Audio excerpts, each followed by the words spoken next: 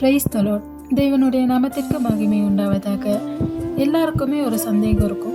கர்த்தருடைய கண்கள் யாரை நோக்கி பார்க்கும், அவருடைய செவிகள் யாருடைய வார்த்தைகளுக்கு செவி கொடுக்கும்னு பார்ப்போமா? 1 பேதுரு 3வது அதிகாரம் 12வது வசனம்.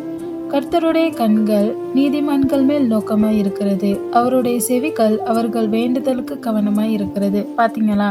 ஆண்டவர் சொல்லிட்டாரு, நான் நீதிமானுக்கு தான் என்ன செய்வேன், முக்கியத்துவம் கொடுப்பேன் அப்படின்னு. நீதிமான்னா யாருன்னு பார்ப்போம்.